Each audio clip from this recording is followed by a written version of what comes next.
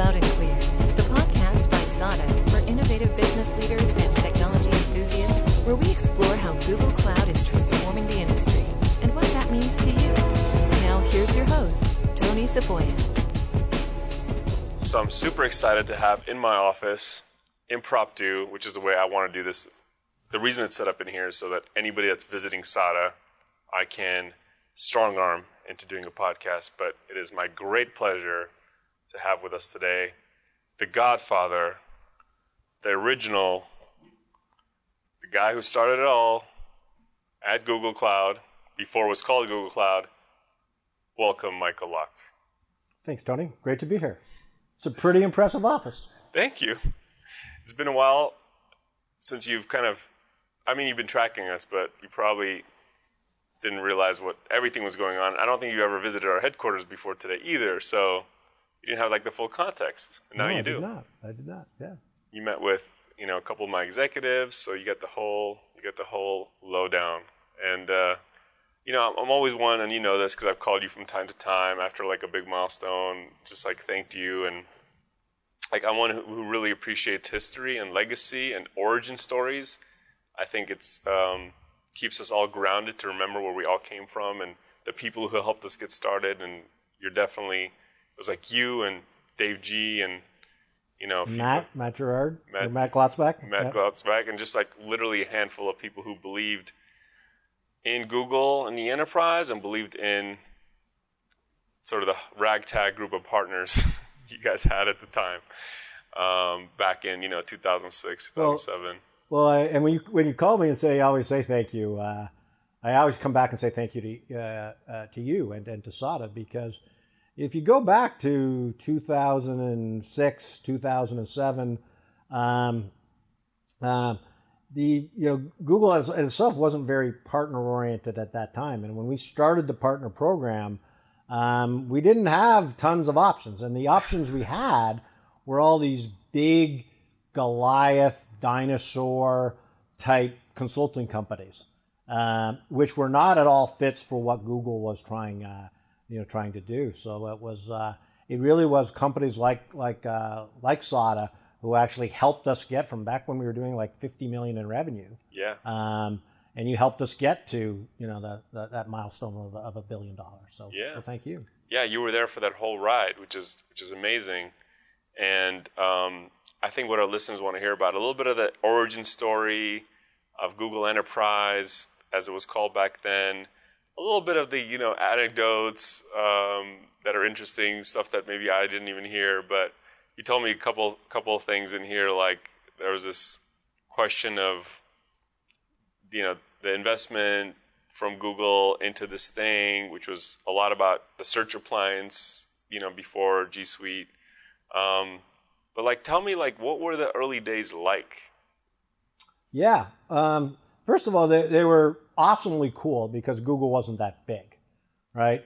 And even though I joined in 2005, just after the company got public, but it was kind of a thing where Larry and Sergey were still kind of roaming the halls, and I would go on sales calls with Eric, and it really was a very good time, for Google. But the interesting thing about Google Enterprise is Dave was hired first, and then hired Matt and I to kind of build a corporate IT business. Yeah. And the person who really cared most about that was Eric Schmidt, because Eric Schmidt had come from that background. Right. The rest of the people at Google didn't come from that background. Right. Larry and Sergey had never worked at any other companies.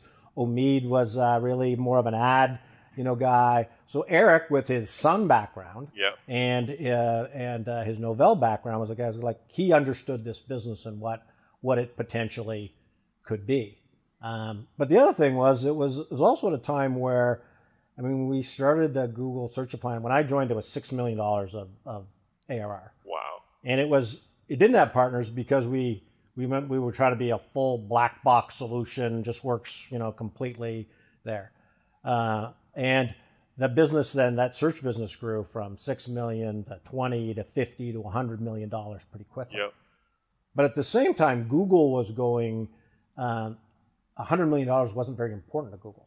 Yeah. Because the ads business, 2005, was just going through the absolute roof.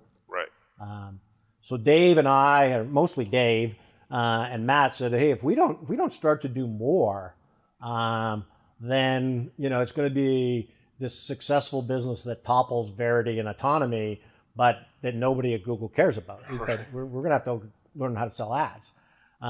So a bit of the thing was like, how then do we broaden the portfolio? We did maps second, to that, and then we bought a company called Keyhole that became Google Earth, right? And that was the third business that was there. And then the real defining moment was February 2007 when we launched Google Apps, and the email/collaboration business, much bigger than the other businesses we'd been in.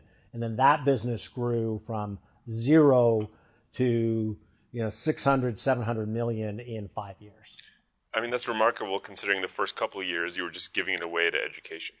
Yes. Like higher ed was the first customer base. Yeah, the first customer I think was Arizona State University. Yep. And but the story of Google Apps is when we got in the business, first of all, people were emailing us saying we would like to use Gmail to run our business. Right. Now, I said, oh well, maybe we ought to make a business out of it, but we didn't have a calendar, we didn't have chat, right. We just had an email system. Mm-hmm.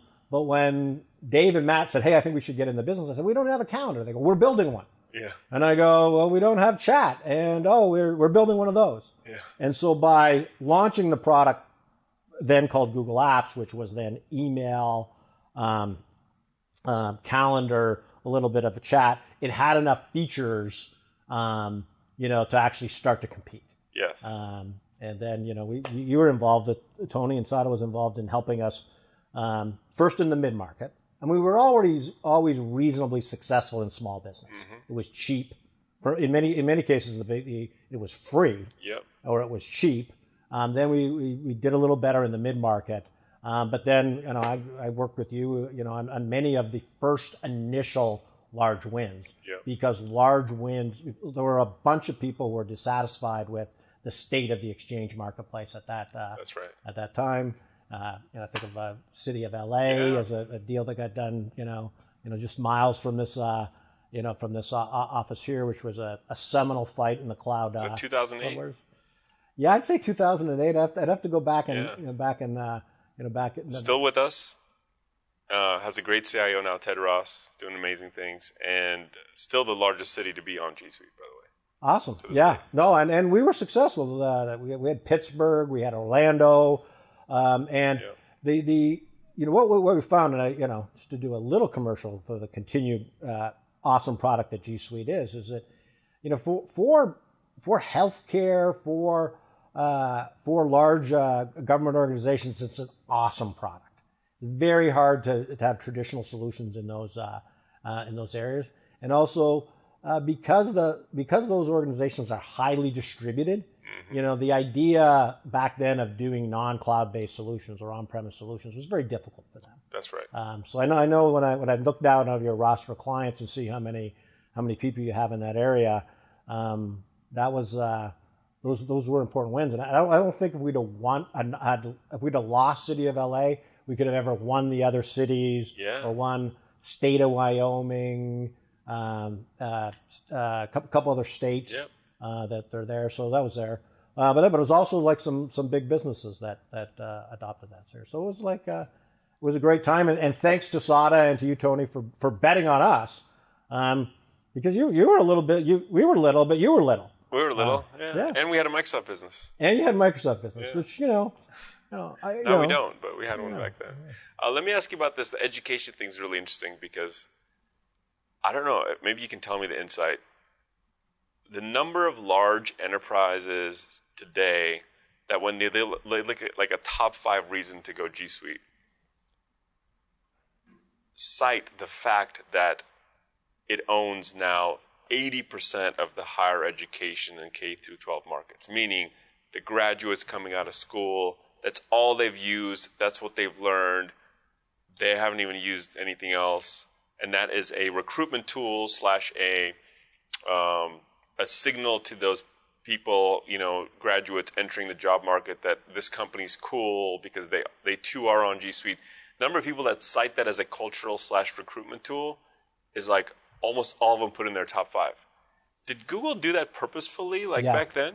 Yeah. Was that a long-term, because that's like a 10 or 20-year strategy you're deploying. It is, and I have to say I can take not only no credit, but I deserve, if it had gone the other way, I'd have deserved the blame.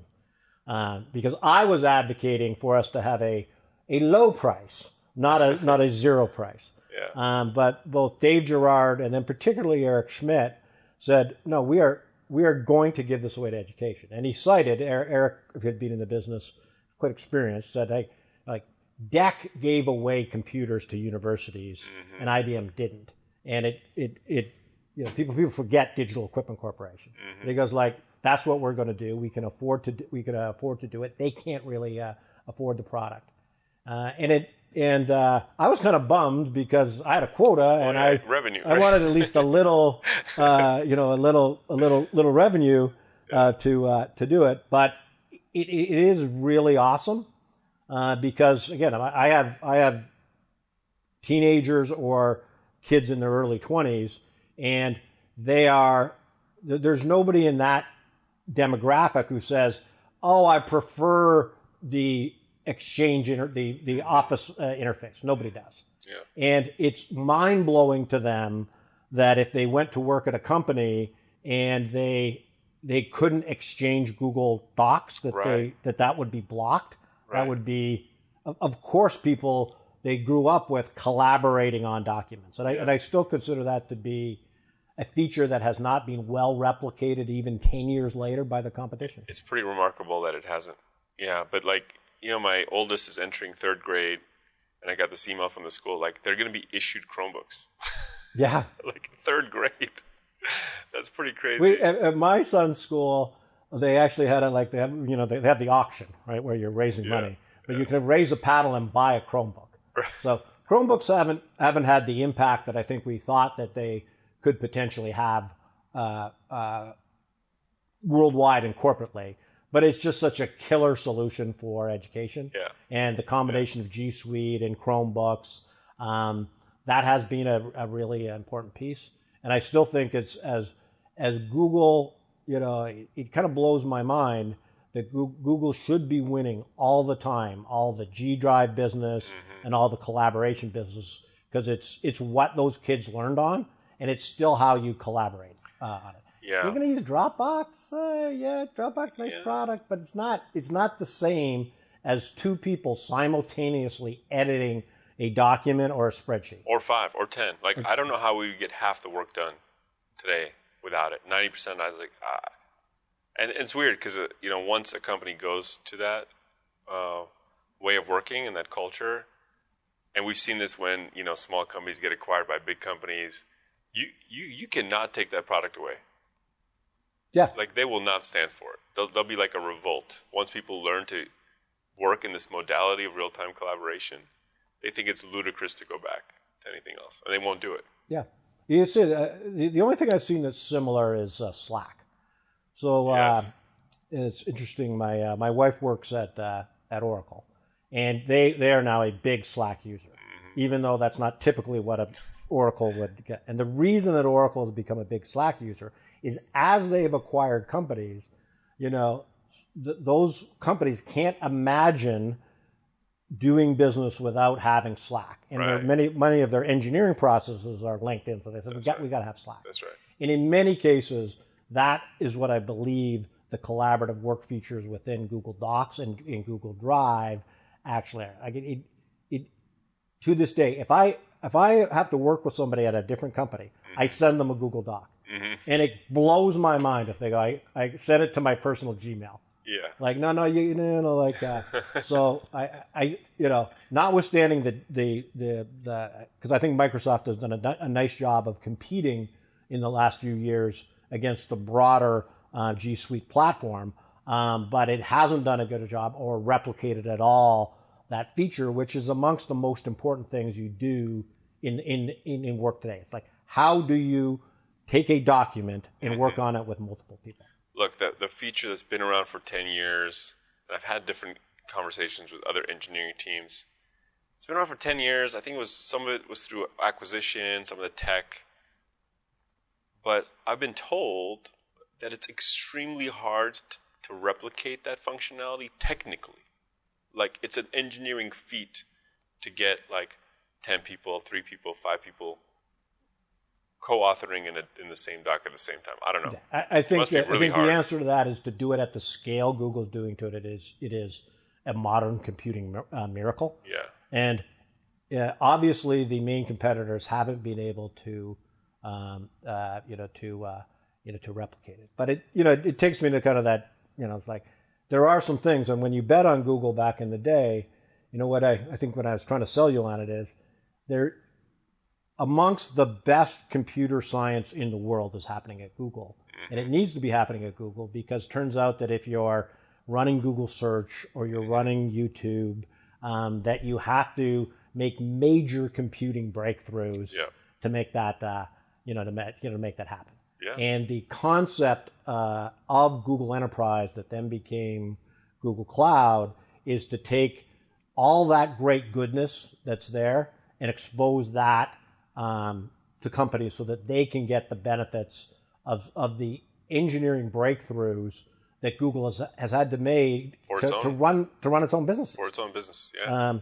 And why I feel that ultimately Google will be successful here because maybe there's one other company, but not even Amazon or Microsoft itself has to run the scale that Google has to, especially global. Not that many, not as number of applications that they have to run at billion user, sub-millisecond response kind of scale. That's for sure. Which is, as we talk about the evolution of your business and of Google's business, Google was late to expose, and build Google Cloud Platform to the level that Amazon, did. And at the same time, Google still has many really special candies in that candy store that are going to be valuable to people. So I'm not exactly sure who consumes this broadcast, but that chunk of the business, which is now of course very large for Google, and you think about if G Suite is disrupting the Exchange, SharePoint, Microsoft Office, search space, that's a very big business to disrupt. But GCP, AWS, they're disrupting hardware, middleware, networking, like massive, unbelievably huge, businesses. Yeah. And customers, as learned as they are now about the cloud, are going to need help with that transition across all the pillars that you and I talked about today. That's a great just general segue, because we also talked a little bit before we started the podcast. Is a decade ago, when we were selling to customers, we were selling them on two things. I remember distinctly. We were selling them on the validity of cloud as a concept and a technology. Like, it's real, it's secure, it's here to stay. Yeah. Two is Google's seriousness in the space. Yeah. Like, if we can convince them at one, like, cloud is real, then they were like, okay, but it's Google into it. Like, how has that, obviously cloud being real, we can take for granted, but how do you recall that versus what it is now in terms of just Google's focus? Yeah. Well, it's kind of funny to me. What I always say is that you're right. So the beginning of 2005, 2006, 2007, you had to sell people on the cloud itself. It's kind of, in 2019, it's hard to believe that you do that because everybody is cloud and everybody recognizes that. But it was very much... People are now cloud fird, even big corporations. Yeah, that were there. So and I remember being with the CIO of Coca-Cola who would deign a meeting with me and talk about this kind of stuff. And then he just basically patted me on my head and said, we are not putting the secret formula in the cloud. Yeah. So there was a lot of that, that was going on. And I remember somewhere I have a speech or a blog where I wrote like the 7 reasons you move to the cloud. Yeah. And now, other than regulatory reasons, and there are still some regulatory reasons where you cannot fully adopt multi-tenant cloud the way they're there. But other than that, now everybody understands that it's more cost effective, that it's faster, that you deliver the applications and the updates way better than before. And it is, of course, now more secure than on-premise computing, because people forget how unbelievably non-secure on-premise computing is. So I remember telling that story. I think for some applications we're still telling that story. To your second point on, I do remember a lot of questions from large CIOs about whether Google was serious about this business. And jumping on a lot of planes and talking to CIOs, particularly CIOs who would have to ultimately. I always liked that about you, by the way. You'd be on planes a lot. You talk to a lot of customers. I was. It's like the IBM. Yeah, it's kind of Oracle background. What it got. We talked a bit about, like, as we moved to the cloud and we moved to this virtual Zoom. Hey, we're like, when you're making big changes in any business, but particularly in technology, face-to-face interactions, on-premise relationships are important. I'm not saying you have to do the whole sales cycle there, but I often would fly across the country towards the end of the sales cycle to not only convince them that we were better than Microsoft, but that I would commit the full power of Google, or what was within my power, to making them successful. And I think Google has done, by and large, a pretty good job of living up to the promises that we made back there. Not, like anywhere, not 100%. And there's been some wavering along the way. But now, with Thomas at the helm, with Sundar's full commitment to this, with the size of the businesses that Google is now competing against at Amazon and Microsoft, there isn't a question anymore. I think there was probably in 2005, like, hey, why would Google care about this little business? It's a huge business now. The margins are very, very good. Obviously, a lot of Amazon's valuation is driven by what's happening at AWS. Yeah. So I think we're probably past that. Yeah. I think people can have legitimate questions about is Google moving fast enough in each of these areas? Right. But it has, in my mind, still access to the best computer scientists in the world. It has the financial capability. The investment capacity, like 10 billion a year. Yeah, plus. And clearly now the will to try to win. So hopefully all those things add up to good things for SADA, because you bet on us early when either the big guys wouldn't bet on us, or we didn't want them, or nobody else was interested in us. Right. No, and I think part of it is perseverance and a belief that this modality is what's best for customers. And this is the path that customers choose when they want to deliberately disrupt and transform the way they do things. This is a choice against the status quo. And we actually love that. And we love the model, how it's consumption-based, and it's sort of in the favor of this lifetime value mentality in terms of how enterprise software delivers value, because that's very different than the on-premise. You buy a bunch of it at a time and you hope that it works, or in some cases ever gets deployed, right? Like, this is like, we have to prove value to the customer at every step, and we just love the business model. We think it is creating real value for our customers, and it's transforming culture for the users, whether they're in tech and DevOps, and the way that they push applications is completely different now. They can compete better on the customer experiences they're creating for their end customers, or in workforce transformation, when they're choosing to deliver an open, collaborative world where every user is a first-class citizen in the collaboration platform, because it doesn't matter what device they're on. It doesn't matter if they're never in front of a computer. Like, this is the path that we're helping customers evaluate and deliver and be on and be successful. And back then, like, we knew in 2007 and 8 that cloud was the model, but nobody else was doing it. Yeah. Right. And now it's just proved to be on the right side of history. Yeah. And let me tell one more story here. Is that I remember debating back then we used to bring we had a small event called Atmosphere. Dave Gerard, and we would bring predominantly tech leaders in there. And I remember being in a debate with a series of CIOs about the cloud. And by this point, we were now going, okay, we got it. We're going to use the cloud for packaged applications. Great. So yes, of course, we should put our email in the cloud. And we're going to put our HR in the cloud with Workday, and we're going to put our in the cloud. CRM in the cloud.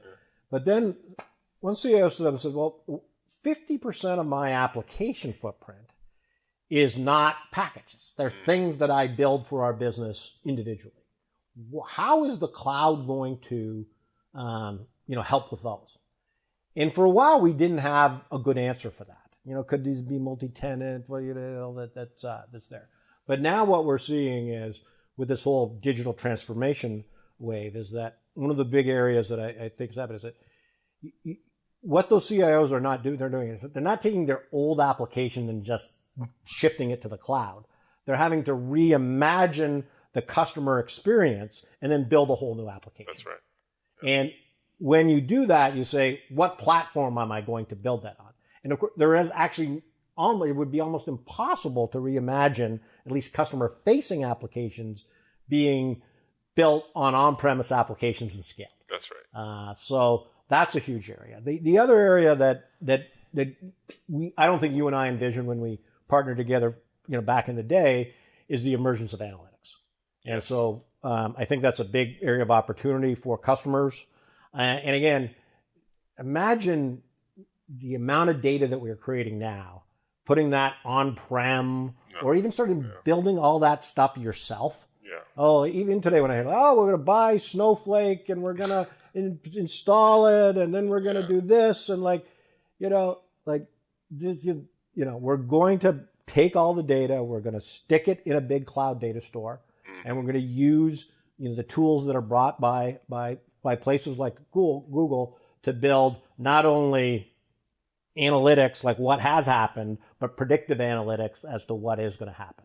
And I would say those, of the areas in the GCP area that I'm most excited would be A, analytics, and then B, this new wave of application development. Yeah, which is a distinct, I think developers prefer GCP. I've heard from many of our customers, especially in the startup realm. And I think those are areas that Google certainly has a distinct advantage. But I think the lift and shift, the lift and modernize, I think we still got to win those, even though others have, multi-year head start. But it's an exciting journey ahead. I'm glad we still get to hang out and talk, and you get to give me some great advice. And I really appreciate you stopping by today and doing this with, I just basically ambushed you with this idea. That's right. We have to stop because A, we're probably out of time, and then B, my son is got to get to baseball practice. That's right, and you got to get all the way to Orange County from here. So, thank you so much, Michael. Thanks for having me. Appreciate it. Thank you for listening to Cloud and Clear. Check the show notes for links to this week's topics, and don't forget to connect